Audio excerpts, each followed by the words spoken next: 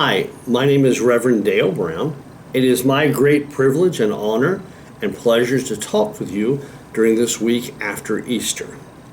Easter changes everything. God has blessed me with the privilege of being the senior pastor of the Churches of Community Church at Ocean Pines and the shared parish ministry that we have with Bates United Methodist Church and Trinity United Methodist Churches. They are respectively in Snow Hill and in Newark, Maryland. I want to talk to you about proofs and the power of Easter. The best proof for the truth of Easter is the changed lives of the disciples of Jesus, both in the Bible, throughout history, but also in your life and my life. George MacDonald, the Scottish writer and pastor and theologian, said, "No person, boy, girl, man, woman, can meet Jesus and remain the same." And that's exactly what happened to Jesus' followers. You'll remember that they didn't show up at the cross. They didn't even really show up when Jesus was on trial because they were afraid. And lest we judge them too hard, the truth is we probably would have been afraid too. The only one who came was Peter. And Peter denied knowing Jesus, and the cock crowed as Jesus had said. So what happened to these disciples after they encountered the reality of Easter? Let's look at the Easter stories found in the Gospels. Today we'll look at Luke 24, verses 1 through 12. It's the first day of the week, and the women went to the tomb. And at the tomb there were two men in dazzling clothes, and they stood beside the opening to the tomb. The women were terrified. But the two men asked the women a question. "Why do you look for the living among the dead?" Makes a lot of sense, right? The women had expected things to be business as usual. Perhaps we really don't know what they expected, nor did they. But they went to the tomb out of love to finish the burial of their Savior, their friend, Jesus.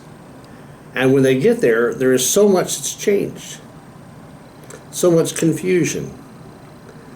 Jesus had promised that on 3 days later, after the cross, he would rise again. And here they are at the tomb. And arriving there, they see not the stone and the guard and all the things that they thought would be there, but they see two men in dazzling costumes asking them a question. "Why do you look for the living among the dead?" The two men, who we believe are angels, told the women to run back to the disciples and tell them what had happened. And that's exactly what they did. They went back to tell the men what they had seen. The end result is Peter got up and ran to the tomb. And when he went in, he looked in and was amazed, not totally sure of what had happened. He saw the linen cloths that Jesus had been wrapped in, but Jesus he did not see. Peter wasn't sure what to make of it.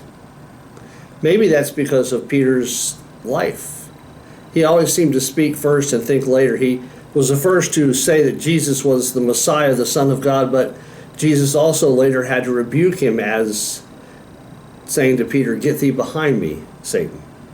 But also, Peter was with Jesus and he said, "I'll go with you no matter what happens, even if everybody deserts you." And then Jesus says, "Before the cock crows 3 times, you will deny me." And Peter did, and he was heartbroken. And now it's too good to be true. Jesus is risen. I want to make one final point as we think about this encounter. It is the women who are the first witnesses to the resurrected Christ. We like to think of this as Jesus appearing to Joanna, Mary the mother of James, and Mary Magdalene. These three women were the first evangelists. They went and told the disciples who weren't sure, because after all, people don't rise from the dead, do they? So we have to give credit where credit is due, and that's to the faithful women who out of love went to the tomb to finish the burial of Jesus, and instead were the first witnesses of the resurrection.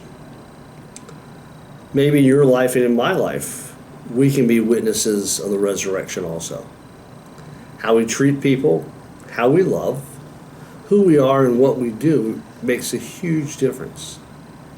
And how we answer the question, why do you look for the living?